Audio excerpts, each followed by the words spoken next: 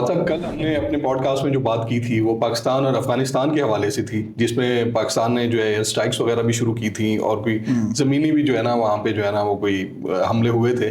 वो एक लिमिटेड वार की हम बात कर रहे थे। आज सुबह जब उठे होंगे आपको भी एक खबर मिली, मुझे भी मिली कि ईरान पर जो है इसराइल ने हमला कर दिया है। उसके बाद जो है ट्रम्प साहब भी आए ऑन कैमरा और उन्होंने कहा कि हाँ जी, अमेरिका भी पूरी तरह से इसराइल के साथ है और ईरान पे हमने हमला किया। उसके बाद ट्रंप ने जो कहा कि जो पासदाराने इनकलाब हैं, जो IRG उनकी एक फोर्स है, वो सरेंडर कर दें, अदरवाइज उनको जो है ना वो हम एलिमिनेट कर देंगे। तो अब इस रीजन की जो है सूरत हाल वो किस साइड पे आप जाती देख रहे हैं? देखिए आकाश, ये सूरत हाल बड़ी गंभीर हो गई है क्योंकि अब पाकिस्तान के हवाले से, क्योंकि हमारी तो जो भी तज्जिया होगा वो पाकिस्तान सेंट्रिक ही होगा कि हमारे पे क्या इम्पैक्ट होता है, कि हमारे लिए अब तीन तरफ से ये एक बॉर्डर्स पे मसला खड़ा हो गया है। अफगानिस्तान के साथ तो जो मामला चल ही रहा है, जिसमें हमने कल बड़ी तफसीली गुफ्तगू की थी। अब ईरान के साथ जो बॉर्डर है वहाँ पे इतनी बड़ी जंग अब छिड़ गई है और इंडिया के साथ तो हर वक्त तो टेंशन रहती है। उनका तो को पता नहीं चलता कि किस वक्त वो पंगा करने के लिए रेडी हो जाए। और साथ ये भी याद रखिए कि नरेंद्र मोदी जो इंडियन वजीर आजम है वो भी इसराइल का दौरा करके आए हैं। कल परसों उनकी वापसी हुई है, बड़ा उसको हाई प्रोफाइल दौरा दिखाया गया। नेतन्याहू साहब बड़ी उनको झपकियां मार रहे थे इसराइल में, गजा में जेनोसाइड करने के बाद। इंडिया में भी बड़ी तनकीद हो रही है मोदी पे कि इस वक्त जो इसराइल तन आए वहां जाके मोदी ने उनको जफ्फी डाल दी। लेकिन बहरहाल ये जो कुछ अब हुआ है उससे कम से कम ये तो बहुत हद तक क्लियर होता है कि इंडिया और इसराइल का जो नेक्सस था, जो हमेशा से मौजूद था और हम उसकी बात भी करते थे, अब ये जो कुछ हो रहा है इसमें मैं ये मानने को तैयार नहीं हूं कि मोदी की इसमें कहीं ना कहीं कुछ अगर डायरेक्ट हिस्सा नहीं है तो ही वॉज इन द लूप। और इसलिए जो हमारा ईस्टर्न बॉर्डर है, we have to be very careful कि इस सारी सूरत हाल में वो इंडिया को पंगा ना। और ये भी नहीं हो सकता कि इतनी डिटेल में जो मुज़ाकरात इनके आपस में मुलाकात हुई है उसमें पाकिस्तान का नाम किसी भी मीटिंग में ना, पॉसिबली नहीं है। क्योंकि देखिए हम तो नंबर 1 खतरा इंडिया के लिए, इंडिया समझता है कि हम ही है और इसराइल भी हमें खतरा समझता है कि सोल मुस्लिम न्यूक्लियर पावर। इंडिया ने ताज़ा जख्म भी खाया है, ठीक ठाक जख्म खाया है, मतलब फैटी खाई है ठीक ठाक। अच्छा, अब देखिए ये जो ईरान में हुआ है, अब ये इसका हम अभी जाके बात करते हैं कि हमारे ऊपर क्या इंपैक्ट हो सकता है, हमें किस चीज़ के लिए तैयार रहना चाहिए। क्योंकि जैसे मैं बात कर रहा था कि अब ये 3 बॉर्डर्स पे हमारे जो है ये एक कॉन्फ्लिक्ट वाली सिचुएशन खड़ी हो गई है। डायरेक्ट जो हमारा जो ताल्लुक है वो तो ऑब्वियसली अफगानिस्तान के साथ है, लेकिन हम जहाँ पे वो एक थ्रेट एंड अपॉर्चुनिटी भी है, लेकिन उसमें हम आते हैं। पहले जरा ईरान की बात करें। देखिए ये बात क्लियर हो गई है, जो अभी आपने ट्रंप साहब की स्पीच का हवाला दिया कि उन्होंने ये कह दिया है कि ये एक लिमिटेड वॉर नहीं है। अब ये वो तमाम तर जो उन्होंने वहाँ पे अपनी एक फौजों को डिप्लॉय किया था, अपनी नेवी को, कैरियर्स को डिप्लॉय किया था, अब वो मुकम्मल तौर पर उसको इस्तेमाल करेंगे। और स्पीच में उन्होंने ये कहा कि अब जो है वो ईरान के लोगों को चाहिए कि वो खुद आके अपनी हुकूमत संभालें। यानी बेसिकली दूसरे अल्फाज में वो अब अमेरिका ने रिजीम चेंज के लिए ये कर दिया है। और ये जंग जो है ये उनकी कम से कम जो प्लान नजर आ रहा है इसराइल और अमेरिका का, कि जब तक कोई ऑब्जेक्टिव अचीव नहीं करते वो ये रोकेंगे नहीं। मैं पढ़ रहा था अभी कुछ अमेरिकी जो सीरियस अखबारात हैं उनमें कुछ रिपोर्टें आनी शुरू हो गई कि इनिशियल प्लान ये है कि 4 दिन का ये जंग होगी। यानी अमेरिका ये समझता है और इसराइल कि 4 दिन में वो ये अहदाफ हासिल कर लेंगे। लेट्स सी क्या होता है। अब इसमें इंपॉर्टेंट चीज़ें 2-3 मैं आपके सामने रखना चाहूँगा। पहला ये कि अमेरिका और ईरान के पास क्या ऑप्शन है, वो ये जो अहदाफ उन्होंने अपनी रखे हैं वो किस तरीके से हासिल कर सकते हैं। दूसरा ये कि ईरान के पास क्या ऑप्शन है। अमेरिका की तरफ से जो भी मैं बड़े दिन से इसको फॉलो करता आ रहा हूँ और बड़े जो एक्सपर्ट्स हैं ईरान के हवाले से मैं उनको सुनता भी आ रहा हूँ, उससे जो मुझे समझ आ रही है वो ये है कि अमेरिका का और इसराइल का भी ये प्लान है कि जो ईरान की एबिलिटी है टू रिस्पॉन्ड उसको डिग्रेड किया जाए और ईरान के अंदर सूरत हाल जो है उसको मुकम्मल केओस क्रिएट किया जाए। अच्छा, उसके लिए जिस तरह अभी आपने जिक्र किया कि रेवोल्यूशनरी गार्ड्स का, तो ईरान का और अमेरिका का प्लान यह है कि उन्होंने ये जो अटैक है इसमें वो तमाम सेंटर्स ऑफ पावर जहां पे जिससे ईरान की जो रजीम है वो अपना कंट्रोल रखती है ईरान पे, उसको वीकन करें। यानी ये रेवोल्यूशनरी गार्ड्स हो गए, इसके अलावा और जितने भी उनके की सेंटर्स हैं, की इंस्टीट्यूशंस हैं और की लीडरशिप है, उसको ये टारगेट करेंगे। ये उनका प्लान है। और इसकी एग्जांपल हमने देखी भी है कि उन्होंने साइंटिस्ट को टारगेट किया था, जो 16 साइंसदान मारे गए थे। हाँ। तो ये मोसाद की स्ट्रेटेजी भी रही है कि वो पिन पॉइंट करते हैं टारगेट को कि जहां से लीडरशिप क्राइसिस आ जाए, हाँ। जहां से रिजीम चेंज का खतरा जो है वो इम्कान ज्यादा वाज़ेह हो जाए। बिल्कुल। तो बड़ा कैलकुलेटेड टारगेट होता है। बिल्कुल ऐसे ही। और इसमें जो ईरान के एक्सपर्ट्स हैं, कम से कम वेस्ट में जो बैठे हुए हैं, उनका ये मानना है कि या उनका ये तज्जिया ये कहता है कि ये एक जो अगर रजीम चेंज करना चाहते हैं तो रजीम की जो होल्ड है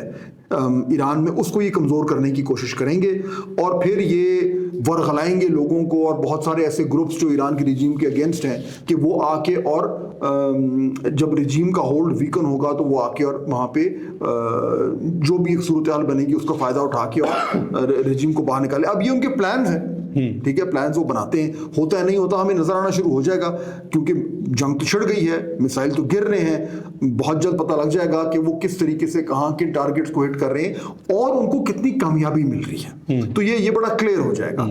इसके जरिए अगर अमेरिका और इजराइल अपने जो उनके अज़ाइम हैं, जो उनके प्लान हैं, उनमें कामयाब हो गए तो ईरान का नक्शा तब्दील हो जाएगा। अब वो पता नहीं वल्ला आलम वो क्या चाहते हैं, हम तो ये भी सुन रहे हैं कि वो चाहते हैं, इजराइल तो ये चाहता है कि ईरान की तरफ से जो थ्रेट है बिल्कुल ख़त्म हो जाए।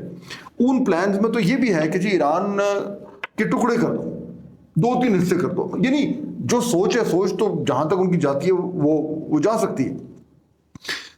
अब अगर ये इतना खौफनाक किस्म का हमला हो गया है और अमेरिकी सदर ने ये कह दिया है कि जी ये ऑल आउट वॉर है, ये वो टारगेटेड मिलिट्री यानी कि मिसाइल स्ट्राइक सिर्फ नहीं है, ये मुकम्मल इसका जो ऑब्जेक्टिव है वो उन्होंने एंड ऑब्जेक्टिव दे दिया है। देखिए ना, पहले जब भी स्ट्राइक्स हुए तो उन्होंने कहा था कि उनकी न्यूक्लियर तंसीबात को ख़त्म करना चाहते हैं, हम ये चाहते हैं कि उनका न्यूक्लियर वेपन प्रोग्राम जो है उसको बड़ा नुकसान पहुंचे। अब तो उन्होंने आज कह दिया है कि जी वो तो चले है ही है कि ईरान न्यूक्लियर वेपन बनाने की इजाज़त हम उसको नहीं देंगे, लेकिन ये कि हम अब ईरान में गवर्नमेंट भी चेंज चाहते हैं। तो ये बहुत बड़ा ऑब्जेक्टिव उन्होंने अपने लिए रख दिया है। ईरान के पास क्या ऑप्शन? एग्जैक्टली, अब ये दूसरा बड़ा क्वेश्चन है ईरान के लिए और ईरान की रिजीम के लिए। ये एक एग्जिस्टेंशियल थ्रेट है। पहली बार अब ये है कि अब उन्हें पता है कि ये जंग उनके खिलाफ है, उनको हटाने के लिए। तो अब उस ईरान की रिजीम के पास जो कुछ भी ऑप्शन है वो सब उन्होंने इस्तेमाल करें, क्योंकि अब तो रोकने को फायदा नहीं ना। अब तो या आर या पार वाली सूरत हाल बन गई, कोई ऑप्शन लेके नहीं बैठ सकते, सिचुएशन एग्जैक्टली वही नहीं है। तो अब ईरान की तरफ से मेरे ख्याल में मिलिटरीली, चाहे वो मिसाइल अटैक हो, चाहे उनके पास यानी जितने भी उनके पास मिलिट्री कैपेबिलिटी है, और वो मोस्टली एयरफोर्स उनकी इतनी तगड़ी है नहीं और ग्राउंड फोर्सेस वाला मामला तो भी है नहीं, तो ये बेसिकली एक aerial missile to missile fight है। उसमें ईरान का मिसाइल प्रोग्राम बहुत डेवलप्ड है, इसीलिए आप देखेंगे कि अमेरिका की कोशिश ये होगी कि वो उनके मिसाइल प्रोग्राम को हिट करे, जो कि उन्होंने ट्रंप ने कहा भी है। लेकिन इजराइल के पास बहुत बड़ा आर्सेनल है, और जो अमेरिका की जो सारी अफवाज वहां पे आई पड़ी हैं, वो जो उनके आर्माडा जो खड़ा हुआ है वो टारगेट है, उनकी रेंज में उनके, और उनके पास हाइपरसोनिक मिसाइल्स भी हैं और काफी उनके पास ऑप्शन है। तो मेरे ख्याल में जिसे कहते हैं ना, आपकी तरकश में जितने तीर हैं वो सब वो मारेंगे। अब उससे एक बहुत बड़ा ये एस्केलेशन जो है वो ऑलरेडी हो गई है। एस्केलेशन स्टार्ट तो अमेरिका ने की है, लेकिन अब ईरान उसको रिस्पॉन्ड करेगा, पहली बात। दूसरा, अमेरिका के जो बेसिस हैं गल्फ में, अब वो मेरे ख्याल में, वो तो ईरान पहले भी कह चुका है, अमेरिका को खतरा भी है। ट्रंप साहब ने खुद आज कह दिया अपनी स्पीच में कि जी अमेरिकन कैजुअलिटीज होंगी। ये अमेरिकी सदर आमतौर पर कहते नहीं है, लेकिन उसने कह दिया कि जी अमेरिकी कैजुअलिटीज होंगी, विच मीन्स कि वो एक्सपेक्ट कर रहे हैं कि ग्राउंड फोर्सेस तो अमेरिका की नहीं जा रही ना, तो कैजुअलिटीज वहां तो नहीं हो सकती। तो फिर अमेरिका जो ट्रंप जो कह रहा है कि कैजुअलिटी होंगी, किस बात का हवाला दे रहा है? ऑब्वियसली अड्डों का, विच मीन्स के दे नो कि ईरान ने अब उनके अड्डों को अटैक करना है। कहाँ अड्डे हैं उनके यूएई में है, उनके सऊदी अरेबिया में है, कतर में है, बहरीन में है।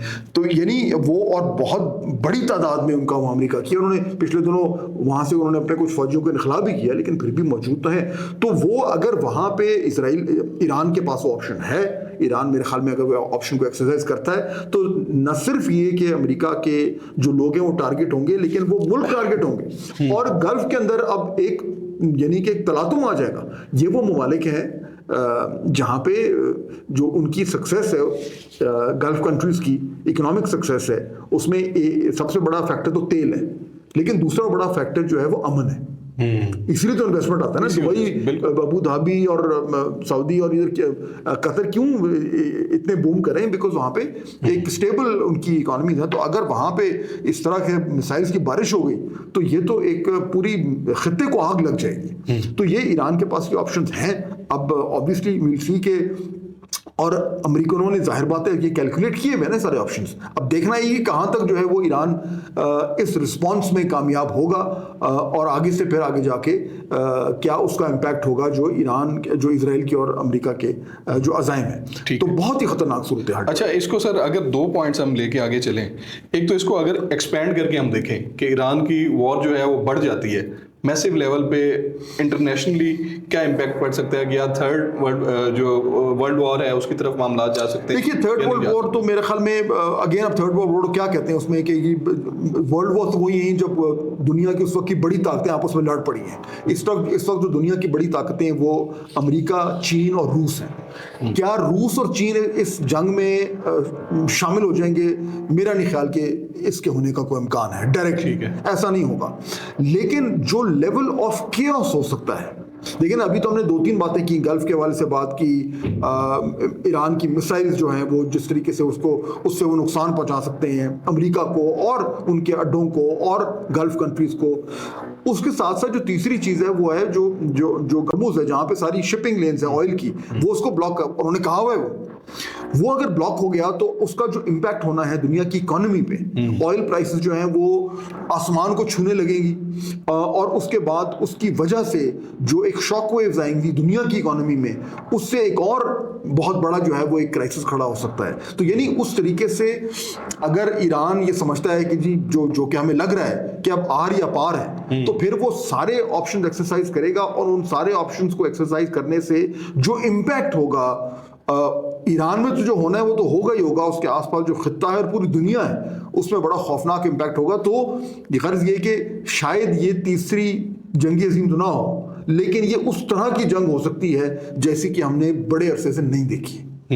ठीक है, ये खतरनाक बात। और अगर पाकिस्तान के पॉइंट ऑफ व्यू से देखें तो जो जैसे अभी आपने बात की है कि इंटरनेशनली जो एक फाइनेंशियली इम्पैक्ट आएगा, क्या पाकिस्तान में उससे ज्यादा इम्पैक्ट आएगा?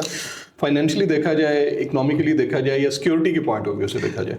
तीनों पॉइंट ऑफ व्यू से देखते हैं। बड़ा अच्छा किया आपने किया। एक है सिक्योरिटी, एक है हमारा इंटरनल जो स्टेबिलिटी, और तीसरा जो पाकिस्तान की इकोनॉमी है। पहले जरा इकोनॉमी की बात कर लेते हैं। देखिए, अगर तो ये ऑयल की शॉक वेव आती है, हम तो बहुत ऑयल डिपेंडेंट कंट्री हैं, हर चीज़ हमारी जो है वो ऑयल के ज़रिए चलती है, और अगर वो ऑयल शॉक आता है और ऑयल की प्राइसेस बढ़ती हैं तो यहाँ तो तबाही फिर जाएगी। हमारा तो ऑलरेडी आप जानते हैं कि IMF का टीम आजकल एक्चुअली आई भी है, और बजट की तैयारियाँ भी हो रही हैं। तो ये जो बड़ी मुश्किल से हमने मैक्रो इकोनॉमिक स्टेबिलिटी हासिल की भी है, ग्रोथ तो नहीं हो रही लेकिन स्टेबिलिटी है, इन्फ्लेशन रुकी हुई है। अगर ऑयल शॉक आया तो हम तो बहुत वल्नरेबल हैं। तो इम्पोर्ट बिल हमारा कहाँ से कहाँ पहुँच जाएगा? तो वो हमारा का पूरा जो वो हमारा जो एक मैक्रो इकोनॉमिक जो हमने मामलात को ठीक रखा हुआ है वो सारे आगे पीछे हो सकते हैं, और उसका डायरेक्ट इम्पैक्ट जो है वो पाकिस्तान के वहाँ पे आएगा। तो सबसे बड़ा शॉक तो हमें वो हो सकता है इकोनॉमी को, और ऐसे वक्त पे जब हम ये अफोर्ड नहीं कर सकते। अल्लाह अल्लाह करके तो हमने मामलात को थोड़ा सा ठीक किया, तो that's a very very big threat that can hit us, number 1। Number 2, देखिए जो इन टर्म्स ऑफ सिक्योरिटी, अब अगर ईरान में केओस मचता है, अब देखिए ना 2-3 चीज़ें होती हैं। ईरान में क्या ऑप्शन होता है? पहला हो सकता है कि ईरान इस अटैक को सहले, बर्दाश्त कर ले, रिस्पॉन्ड करे, और अल्टीमेटली जब ये जंग रुके तो ईरानियन रजीम जो है वो जूं की तू मौजूद है, वो सर्वाइव कर जाते हैं। लेकिन अगर वो सर्वाइव करते हैं तो जो ईरान को नुकसान पहुंचेगा वो तो है ही है, बड़ा खौफनाक नुकसान पहुंचेगा, वीकन होगा, और उसकी नतीजे में जो हमारा जो बॉर्डर है ईरान के साथ वो और ज़्यादा टर्बुलेंट हो जाएगा। और आप देखें कि बलूचिस्तान में ख़ासतौर पर जो हमारे यहाँ जो टेररिज्म हो रहा है, BLA टाइप जो ग्रुप्स हैं, ये बहुत सारे यानी ईरान का जो बॉर्डर है उसके आर पार ये बड़ी रेफ्यूज लेते हैं। तो वो जो पूरा एक एरिया है वो अगर वहाँ पे केओस होता है, वहाँ पे इस तरह की एक इंस्टेबिलिटी होती है, तो उसका हमारा जो ईस्टर्न बॉर्डर है अफगानिस्तान से, उससे जो वो इंस्टेबिलिटी पाकिस्तान में बड़ी आसानी से आ सकती है। अगर खुदा ना खास्ता जो है वो वहाँ पे रजीम सर्वाइव नहीं करती, ठीक है ना, अब हम हर ऑप्शन की बात कर रहे हैं, तो फिर तो सूरत हाल ऐसी बन जाएगी कि या तो जो भी रजीम आएगी वो प्रो अमेरिका या प्रो इजराइल होगी, एक ऑप्शन ये है।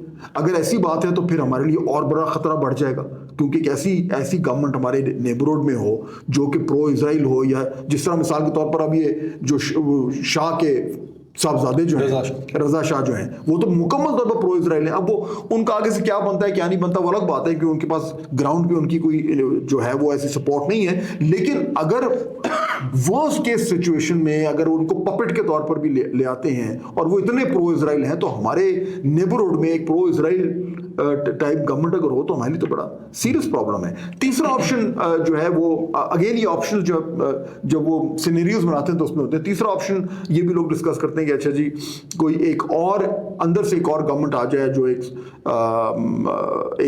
जिसे कहते हैं कि एक नेशनलिस्ट मिलिट्री लेड टाइप को गवर्नमेंट हो, तो उसका क्या इम्पैक्ट होगा ईरान पे और हमारे साथ। तो देखिए इन ईदर केस हमारे लिए कोई अच्छा ऑप्शन नहीं। जितने भी आप देखें इंस्टेबिलिटी है और केओस है, और वर्स्ट के सिनेरियो के कोई प्रो इजराइल टाइप गवर्नमेंट आ जाए जिससे हमें एक तरफ प्रो इजराइल ईरान, दूसरी तरफ इंडिया, तो हमारे लिए तो बड़ा मसला, और इधर अफगानिस्तान, वो तो इसलिए हमारे लिए प्रॉब्लम क्रिएट हो सकता है। आखिरी चीज डोमेस्टिक टेररिज्म।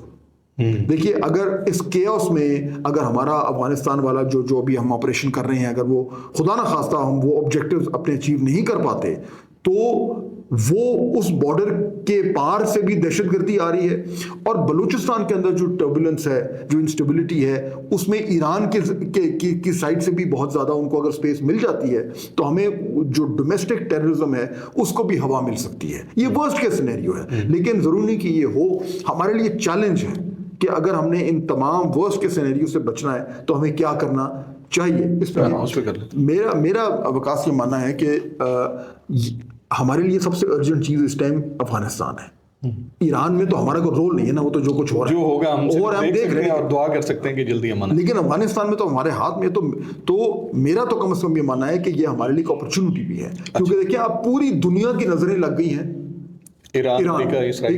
अब हमारे पास ये खुली स्पेस है। अच्छा, वो जो पहले शोर मच रहा था ना कि हर तरफ से कि ये जंग हो गई, यूएन भी आ रहा है, फलाना भी आ रहा है, अब सारे उधर देख रहे हैं। तो ये हमारे पास अब अपॉर्चुनिटी है। आप once and for all Afghanistan का जो मसला है इसको हल करें। ये इतना आसान नहीं है, बट अगर हमारे क्लियर ऑब्जेक्टिव्स हो कि हमने वहां पे जो ये दहशतगर्द तंजीमें हैं इनका हमने जो है वो बिल्कुल जो है वो उनका इंफ्रास्ट्रक्चर को तबाह कर देना है, उसके लिए फिर ये नहीं कि जी आपने छोटे मोटे रेड करने। अब वंस एंड फॉर ऑल आप, क्योंकि काम शुरू ही हो गया है और एक तरीके से जंग छेड़ी गई है, तो फिर आप जितना जल्दी मुमकिन हो सकता है अपने अहदाफ को हासिल करें, वॉट एवर इट टेक्स, और वो दहशतगर्दों की कमर वहां पे तोड़ें, और ये इंश्योर करें या कम से कम ग्राउंड पेव करें कि वहां पे ये जो मैं रजीम चेंज की उस दिन बात कर रहा था कि वो अब हो, ताकि कम से कम एक साइड से हमारे पास जो है वो जो ये खतरा है, जो कि नंबर 1 खतरा है, उसको हम करें। तो ये एक विंडो ऑफ अपॉर्चुनिटी भी है, जहां पे चैलेंज होता है वहां पे अपॉर्चुनिटी भी होती है।